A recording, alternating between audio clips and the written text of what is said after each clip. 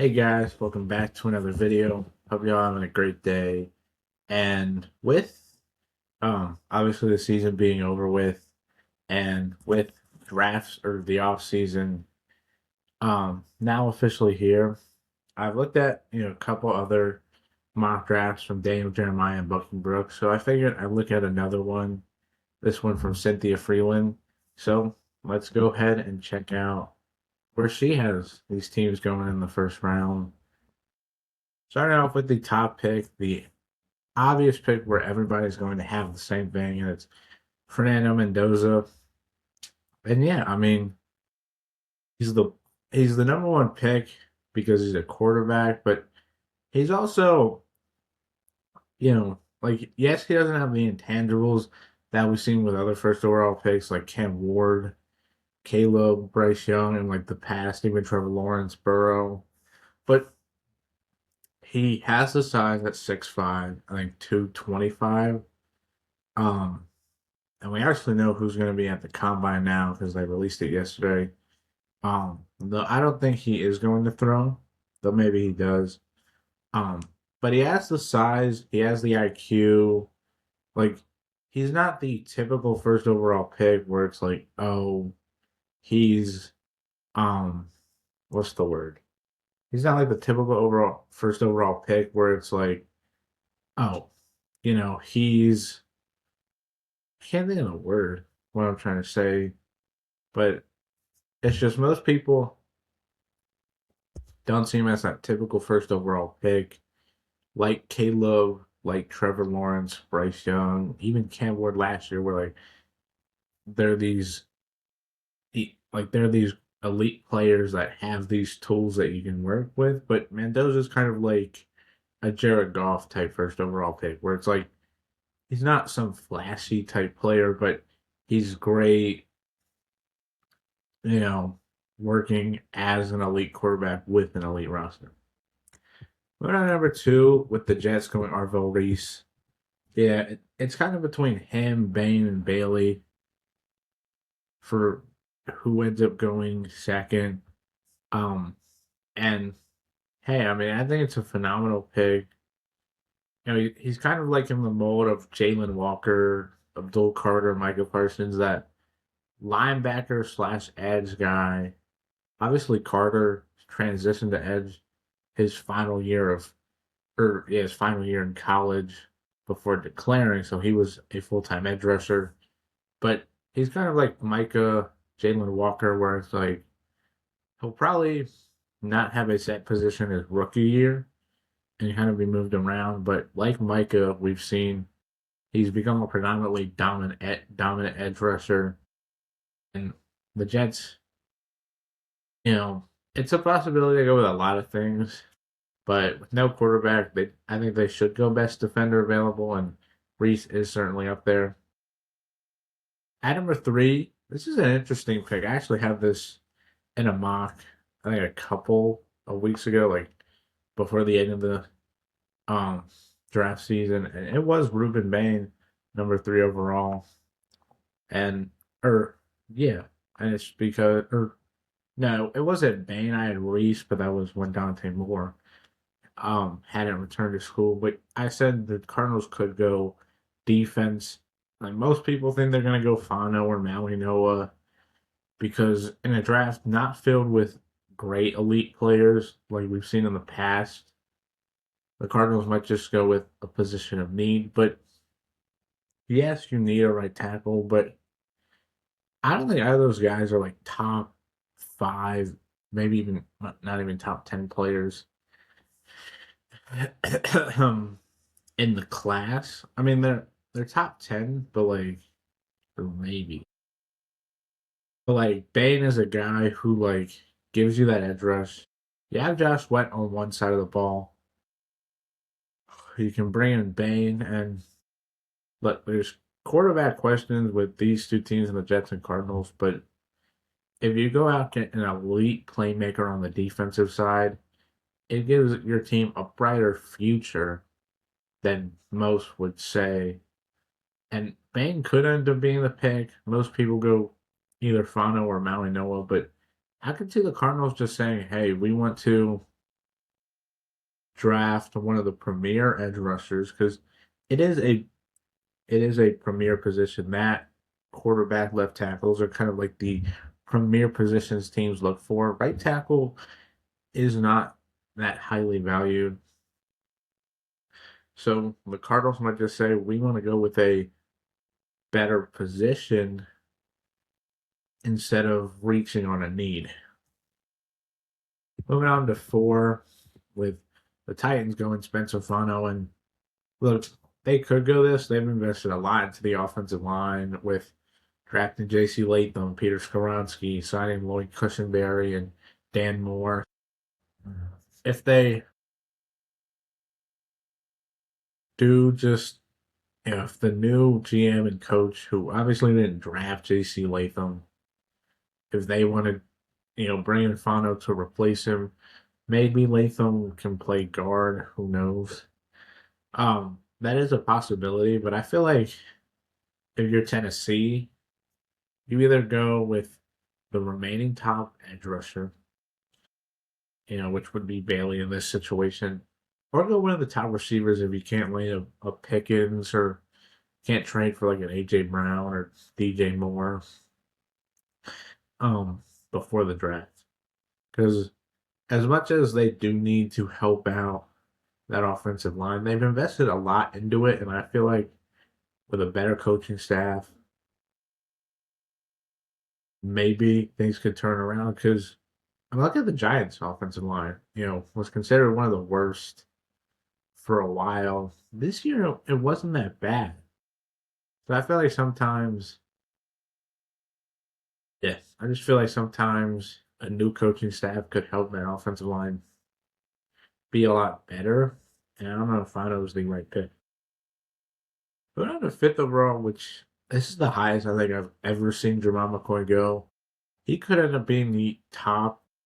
Like he could be the first defensive back ahead of Caleb Downs, ahead of Mansour Delane, because his talent is there. In 2024, he was amazing. I mean, he was a menace. So it is possible that McCoy could go this high. 5th overall seems high for a corner, but McCoy also kind of has that talent of guys we've seen before go around this range, like Jalen Ramsey. Trying to think who else. Evan Witherspoon. Maybe more so Witherspoon than Ramsey, but like, he has that talent we just didn't see in 2024. And if he goes off at the combine, his stock could raise a lot. And as she says, he's also 20 years old, so he's pretty young. So it's like, even though he did miss an entire season, he still is pretty young where he is deserving of being a top player. Moving on to 6th overall with Carnell Tate going to the Browns, which I could see being possible.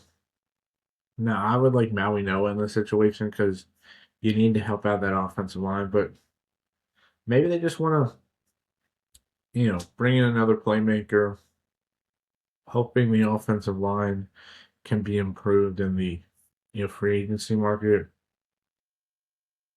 So it is possible. You can also get guys on day 2, day 3. So, maybe if you fall in love with Tate or one of the wide receivers and you just say, I just want to take this guy if he's available, go ahead and do it. You keep the Buckeye in Ohio, going from Columbus to Cleveland, but would be a phenomenal pick and would give this Cleveland offense another playmaker alongside Fannin and Judkins and Dylan Sampson. Jerry Jeudy is a fine wide receiver too. Cedric Tillman as a wide, like it really completes this offense without that quarterback. So it is possible. 7th, got David Bailey, which I've mocked a lot. I've seen a lot of people have him going as high as 2 or 4 to Jets or Titans, which could be possible. Teams might say, yes, Bailey isn't great against the run, but he is quick off the jump. He is great as a pass rusher. Teams might just value that more than Ruben Bain. Personally, I would value Bain more than Bailey due to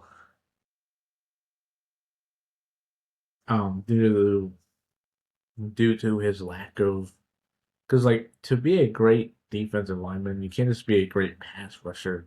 You also have to be a great run defender. While Bailey isn't bad against the run, he just isn't the greatest, and I feel like teams might view Reese and Bain as better run defenders, and they might go ahead of him, which is why he could fall to 7 and give Washington an edge rusher they clearly need, because who was the last good edge rusher for Washington? I mean, Chase Young as a rookie back in 2020 was kind of the last best one. We're at 8. Manson and Lane, which I have not seen New Orleans go anything but offense. I've seen them go with Tate, Tyson, Love, even Lemon. I've seen them go all offense, not defense, but this could be a pick. I mean, Alante Taylor's a free agent. You have Kool-Aid, who played really well down the stretch. But Delane, the LSU corner, Virginia Tech transfer, could give this team, lockdown duo with Kool-Aid, and give this defense two elite corners on the back end, um, who are both young, both promising guys who really could um be long-term building blocks on this defense. So maybe, delaying, maybe the Saints say, hey, Shuck, yes, we could bring in weapons for him. And maybe they do that in free agency with signings or trades. And they want to help out this defense, and because it is a lot of young pieces on that defense that can be building blocks, and you get Delane to help that defense out. Moving on to 9 with the Chiefs going Francis Malignolo. I mean, if he falls to the Chiefs, it would be a fantastic fit, because Jawan Taylor more than likely will not be on this team. They can cut him and save a lot of money, so you would think they would do that. And then you have him paired up with Josh Simmons, who, if it wasn't for his injury, might have been the number 4 overall pick when it's all said and done. But you have those two guys. You have Trey Smith, Creed Humphrey, and then Kingsley Suamataia would, I guess, be the left guard. So you would then have a young offensive line, and Malignolo could give this Chiefs offense a reliable right tackle, because ever since they lost Andrew Wiley to Washington and they signed Jawan Taylor, he just has not been that great. And if Malignolo does fall to the Chiefs, it would be a phenomenal fit. And I would take that over Jeremiah Love, because if you can get one of the best tackles in this class, it's him and Fano are kind of the top 2, and then there's kind of a um kind of a huge gap between those two and the rest of the class. That would be a phenomenal fit. Taking the Bengals, Caleb Downs. I've done this a lot as well. Downs just might not be that highly valued. Safety position, not highly valued. And so he might just end up falling down. Now I've had him, and I've seen other people have him doing like 5th overall to the Giants. Um, so he could go that high, but he could also fall. But we've seen guys like Kyle Hamilton, Nick Eamon-Wardy, Derwin James, as she mentioned, even Minka Fitzpatrick, all be dynamic safeties, just like Downs is as a strong safety. And you give this Bengals defense that elite punch that they truly need for a while. Moving on to 11, with the Dolphins going Vega Iwane. This is the highest I've seen him go, because I've seen him mostly mocked to like the Ravens at 14 or the Chargers or kind of in between that range. I haven't seen him going this high. Like the Dolphins need to help out whoever that long-term quarterback is. They have some decent players on that offensive line. But the guard situation isn't that great. Neither is the tackle situation. Aaron Brewer is really the only bright spot you can say on that offensive line. So Viveka Owane from Penn State would give this Dolphins offense hopefully an elite guard. Because we saw Tyler Booker go around this weight range last year when most people maybe didn't think he was going to go this high. So it is possible, and the Dolphins could land a building block for this offensive line. Moving on to the Cowboys, yeah, Sonny Styles seems like a perfect fit. Really, whoever the top defensive player is at 12 and 20, Dallas needs to go because that defense was horrible. Now, Eberflus is gone. They brought in, I forget his name, but he was supposed to be Big Fangio's heir apparent, I think, once Fangio retired. So stealing him over from a division rival helps out, and Styles would really give this Dallas defense that missing linebacker they've had for missed for a while because Sean Lee obviously retired back in 2021, but clearly wasn't the same guy. Leighton Vander Esch had to retire early, and they haven't had an elite linebacker like Styles who could go a lot higher than this, but just like his teammate Caleb Downs might lead, his position being not valued might lead him to falling down the draft board and landing in a team like Dallas who can plug and play him immediately. We're on to the Rams going Avion Terrell, which I think is the highest I've seen him go. And I mean, they need corner help. Like, yes, they have Forbes and Durant and plenty of other guys, but they don't have really any great corners since they traded away Jalen Ramsey prior to the 2023 season. They kind of relied on these late round picks or guys who are either older in their career, like Darius Williams, or like bust, like Emmanuel Forbes.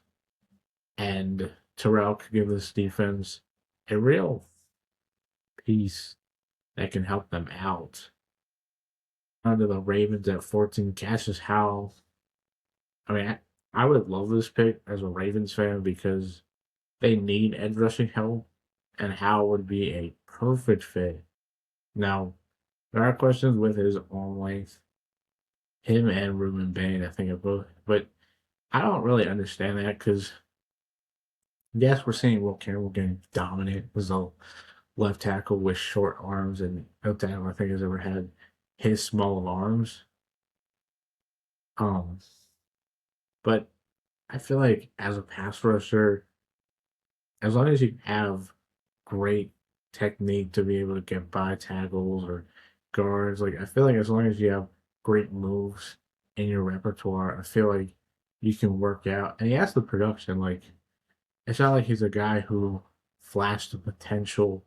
He has the production, unlike his A&M teammate from last year, Shamar Stewart, who didn't have the production, but everybody was clamoring about his talent.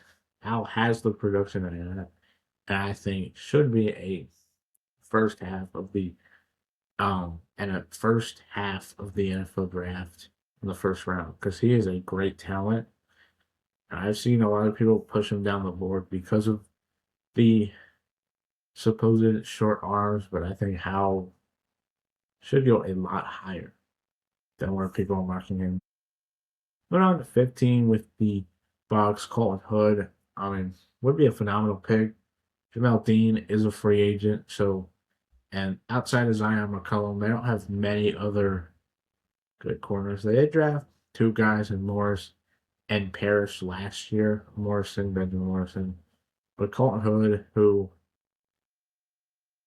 would give this Bucks defense another top tier corner alongside McCollum, obviously was amazing this year um, at Tennessee with Jermon McCoy out for the entire year. He was able to flash his talent and prove to be a dangerous weapon and could give this Bucks defense another um, elite corner for Todd Bowles to develop. Especially if Dean does leave, you're going to need to fill that hole, and Hood could be the perfect replacement for Dean. Moving on to the Jets with Makai Lemon. I mean, if he falls to 16, why not take him? He's a great talent. I've seen a lot of people mock him up as high as sixth, I want to say. Like, he has been going as high as they come. Kind of, is it the prototypical or the former prototypical height weight guy? He's 5'11, 180, I want to say. So he's not like that, big body receiver that you usually see going, as high as like fourth, fifth, sixth in the top 10. But he kind of flashes, like he's kind of like Amon-Ra St. Brown, JSN, like he's kind of like those guys where it's like he's not the biggest guy, but he can be a wide receiver one and a Jets team that has needed a wide receiver too. Like you have Garrett Wilson, but they haven't really had many great options. Like they had Elijah Moore, but that didn't really work out. There's guys or McCole Hardman. They need that wide receiver too. And hey, if Lemon or one of the top guys falls to the Jets at 16, take them because you're not going to get that type of talent anytime soon. And it gives this Jets offense another weapon for whoever that quarterback will be, whether it's going to be a guy drafted, later on like day two, or if it's a guy in 2027 who could give this Jets team the final quarterback they've been looking for ever since Joe Namath retired, which it's crazy it's been that long. The Jets have had great quarterback play, but because most of the quarterbacks they've had since then have shown flashes but have never been that great, and they have needed a new guy. Moving on to 17 with Caden Proctor to the Lions, which I do agree could happen. Yeah, Taylor Decker might retire, might return, depending on whether he wants to stay, because he's, he's finished up his 10th year, so maybe he wants to retire, but either way, Proctor can either put at left tackle or be put at guard if Decker were to return, if they want to put Panay over at left tackle. But he's a guy who has the has the talent. He just didn't really show it. And for a Lions team that needs to get back to dominating the trenches like they were early on under Dan Campbell when they first started their success, getting Caden Proctor would help this Lions team out. Really be able to dominate the line of scrimmage. And if Taylor Decker's back, you have him, Proctor, Glasgow, Ratledge, and Panay Sewell as one of the better offensive lines entering 2026. Moving on to the Vikings with Brandon Cisse, which this has been the highest I've seen him go, but she's also had a lot of these corners go higher than I've seen them all go. So, for most of it, so, hey, if this corner class is going to go a lot higher than maybe people think, Minnesota's going to have to get one of those guys that are like late first rounders, which we always see where it's like guys who are like projected to be late first rounders go a lot higher because the need and the guys ahead of them going much higher than most people thought. Cisse would be a phenomenal fit because, yeah, Byron Murphy, who, only has 2 years left on his contract. And if I say Rodgers, who will be a free agent next year, you don't have much long term in those corners.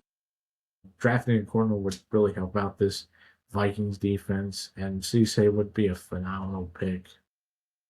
We're on to 19 with the Panthers going Keldrick Falk. Yeah, I mean, yeah, two young guys and Nick Scorton, who had an amazing rookie year, and Princely Amon Allen, who didn't have as great of a rookie year as most people expected, but was still really good. But you added Falk to that defensive line really gives Ajero Evero some nice building blocks.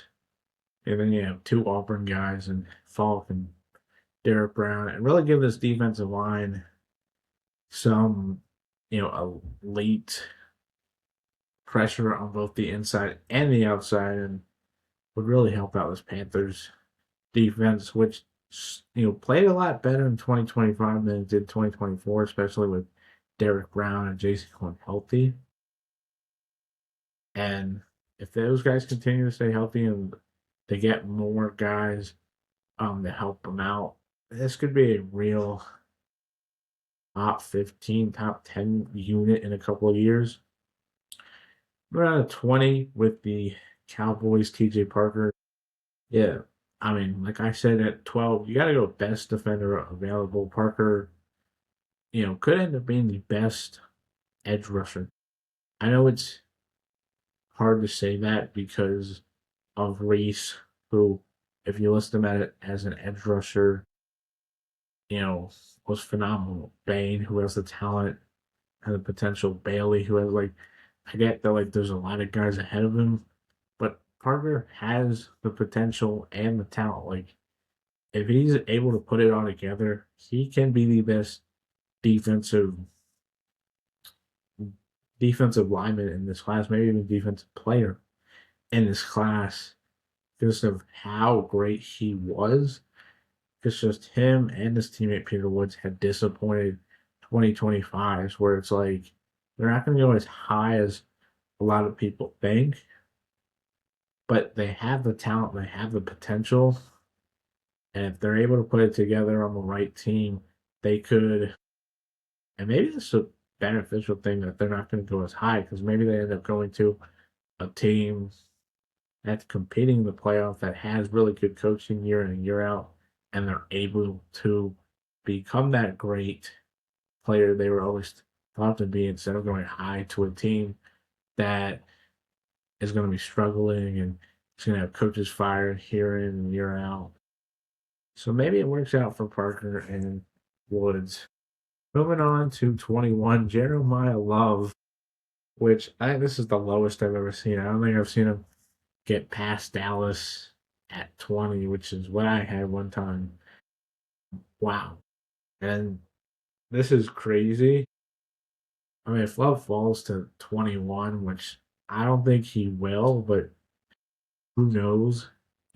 Crazy things have happened. But look, Pittsburgh would put in that pick. I mean, I guess you have Jalen Warren and Kenneth Gainwell, but they're not stopping you from drafting Jeremiah Love, who could give the Steelers offense the best running back they've had since probably Le'Veon Bell, because he's better than James Conner. Conner gave them only really 3 years as a full-time back, but he'd be the best running back they've had since Le'Veon, and Mike McCarthy would help. It would definitely help out his offense if he had a guy like Love. I don't think he falls past Minnesota at 18. I think if he doesn't go to the Saints or the Chiefs or even Dallas at 12, 18 I feel like is the lowest he's going to go, just because Minnesota would take that pick in a heartbeat. We're at 22 with Jordan Tyson, which, wow. I mean, Vivek Alana isn't there, so I get maybe going in a different position, but Tyson, I mean, I get Keenan Allen is going to be playing for that long, and Ladd did have a disappointing sophomore year, but you have Trey Harris, Quentin Johnston emerged as a decent wide receiver 2 or 3. So feels kind of like what Tom Telesco would do when he was the GM, where kind of like when they drafted Quentin Johnston, when they didn't really need a wide receiver. kind of feeling like that. Like Tyson, I get if he's fallen to you at 22, take him, but it feels like a interesting pick for a Chargers team that has bigger needs. And I feel like Tyson, while yes, the talent amazing, I feel like the Chargers don't need another wide receiver with all the guys they have who have potential. I feel like this is kind of like when they drafted Glenn Johnson in 2023, where it's like they just drafted a wide receiver, even though they didn't need to. They had bigger needs. We're at 23 with Kenyon Sadiq. I mean, like if Dallas Goddard doesn't come back and Sadiq falls to the Eagles, it would be a great pick. You give this offense a considered shorter tight end because he's not as or undersized, I should say, because he's not as big as other tight ends we've seen come out. But I mean, look, it'd be a phenomenal pick. Um, you know, would be interesting for Sadiq. His range is kind of you know all over the place. Like he can go maybe as high as 9 to the Chiefs and as low to the Broncos. So his range is pretty far in between, and so many people are going to have him in so many different spots. But hey, if Dallas Goedert leaves in free agency, Sadiq maybe, if he does fall, you get to pick up a guy who, you know, has the talent to be like a top 15 pick, and you get him down here at 23. We're on to the Browns with Caleb Lomo again. If you're going to go wide receiver with that top pick, you got to go tackle with the second pick, which kind of worked out for the Browns.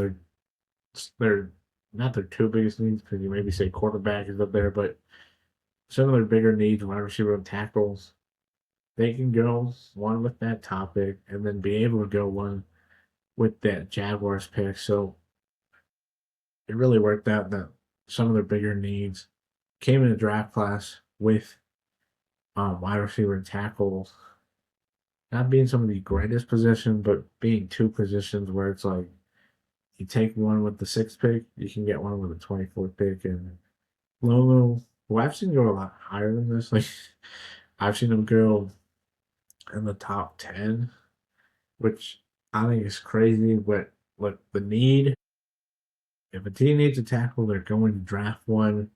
But yeah, this would be a phenomenal pick. And you have Tate now, you're bringing Lomo to help out this offensive line can really help out. We're on to 25th with the Bears here. Emmanuel McNeil Warren, which I think I had in my last month this past Monday. And yeah, they have a lot of free agents at the safety position with Byard, Brisker, Chauncey Gardner Johnson. If they bring back maybe one or two of those guys, you can still go, EMW, and there's always a small school guy who always ends up sneaking in. Maybe a couple guys every couple of years that sneak into the first round, and they go from maybe late first to like being projected to be like going so high. Like last year it was Gray Zabel. Before that it was Quinion Mitchell from Toledo. Like there's always a small school guy who ends up projecting into the first round just because of how talented they are. And I mean, if he goes off the charts, like in like if he goes off the charts and then he's a guy to watch because he could go a lot higher than this if his measurables are some of the better ones. 26 to the Bills going Denzel Boston, which I mean, like if he falls to Buffalo, you got to take a wide receiver.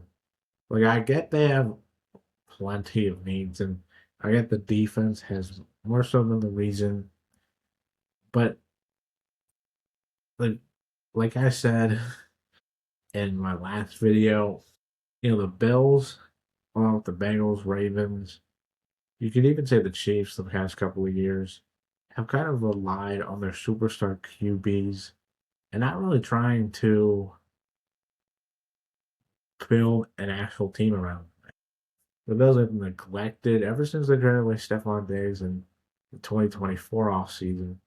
They've neglected to they've neglected to bring in like they've signed guys like Curtis Samuel, Josh Palmer, Elijah Moore, and they drafted Keon Coleman and others, but they've neglected really bringing in an elite wide receiver. I get they wanted Brian Thomas Jr. in 2024 and he didn't go, but still, you could have drafted, you know,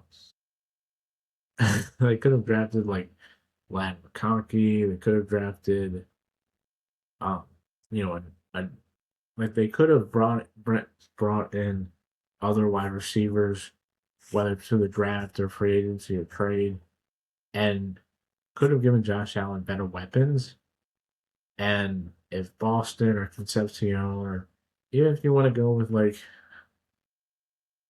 Kai Fields or somebody like that, you got to bring in weapons for Josh Allen because he's reliably been able to get the Bills to the playoffs, but they just don't have enough weapons to help him out, and it's really been the damage of this team. Moving on to the Niners, Casey Concepcion, yeah, I mean, with Jawan Jennings, Brandon Ayuk, and Kendrick Bourne, all more than likely not going to be there in 2026, at least Jennings and Ayuk. Maybe Bourne comes back, but even if you're like Pearsall, Bourne, and some other guys, you don't have the greatest wide receiver core. They could bring back Debo Samuel. Now that he'll be a free agent, they can maybe get him a cheaper deal. Casey Concepcion, if he's available, go after him. Like he would be a perfect fit in the Kyle Shanahan offense and really give this Niners offense that big play threat. A lot of people I've seen him compare it like he's a lesser OBJ, which I can see. But he's not as good as OBJ, but there's plays where he makes where it's like, hey, that's OBJ like. And maybe the Niners are able to bring in a guy like Concepcion and alongside Pearsall, they can have that young duo working together. They're on to the Texans at 28 with Blake Miller. I mean, they need to address this offensive line. Gavin Arianti at left tackle. Blake Miller, now, I forget the guy from Notre Dame, but he was supposed to be the right tackle, but he's kind of been pushed aside. And they drafted him or they drafted him in the 2024 draft. So you would think he'd be a long term piece, but they need to help out this offensive line and Miller, who one of those Clemson players who actually rise to the draft stock this season. Him, Avion Terrell, um, just kind of raise their stock at Clemson with that disastrous season. But look, Houston needs to address his offensive line. CJ Stroud's been out, getting destroyed out there, and they need to help protect him. And the only way you do that is if you're able to protect him by bringing an offensive lineman down. We're on at 29 with Monroe Freeling, a guy who's really rose up the draft boards. And yeah, I mean, Rob Havenstein did officially retire, so he will no longer be a part of the Rams. And Warren McClendon did play well, but you can never have enough offensive linemen. Like offensive, defensive linemen, you kind of can never have enough of those guys because of how brutal the position is. Same with a lot of positions, but D line and O line are kind of like the big ones where you can't have a lot, but you can have a lot of them. And he's a big tackle who can help out, and give this Rams offense, a reliable guy on the right side for the long term for whoever that next quarterback is. Freeling could be the perfect guy to go. Around the Broncos with CJ Allen. I had this in my recent mock draft as well, and yeah, I mean Denver needs help at linebacker. Alex Singleton was the guy I was thinking of, but yeah, you have Drake Greenlaw. How when he's on the field, it's great, but he's been banged up recently. CJ Allen would be a perfect fit next to Greenlaw, and then hopefully they'd be able to bring in somebody else if Greenlaw isn't always healthy. But it's another building block for that defense, because kind of like like I said in my mock draft, you can't have enough defensive talent. Like if you bring in more guys on that defensive side when it's one of the best in the league, it'll continue to be the best in the league. Like you can improve on some of these positions because yes, they were great this year, but not every year they're going to be this great if you keep this same core around. And CJ Allen would be a perfect fit for Vance Joseph's defense. Went on to the Patriots at 31, Caleb Banks, which this is an interesting pick. I mean, Banks, I think, is a first round player, but to New England, I mean, you just signed Melton Williams to that huge contract. You have Christian Barmore, who I know the current staff didn't draft, but you have him. So, like, you have your two, at least, starters, and then is Banks going to be, like, just a rotational guy, which seems a little weird for, a guy to sign up. Like, because he's a true, like, he's not a nose tackle, he's a true defensive tackle, and it kind of feels like an interesting pick for a Patriots team that would be drafting him to be a rotation guy, at least in his rookie year. And while you do see that sometimes guys getting drafted to be rotation guys and then they eventually become full time starters, it feels like an interesting pick when they could have gone edge, linebacker, if really our bigger need. And then finally, Seattle with Emmanuel Pregnon. I mean, he could end up, in the first round. I've seen certain people have him earlier in the year. I saw him go in the first round. He started to creep out, but he went Gray's able last year. Why not double up on guards and really help out this, fortify the Seattle offensive line? You have the tackles and Lucas and Cross who were extended now for the long term. You have Zabel, Manuel Pregnon could be that perfect other guard, and then you kind of solidify this offensive line for the long term, which could be a great pick. But that'll do it for today's video. Hope you guys like, comment, subscribe, and hit the notification bell. And I'll catch you guys in my next video. But until then, hope you guys have a great day, and bye.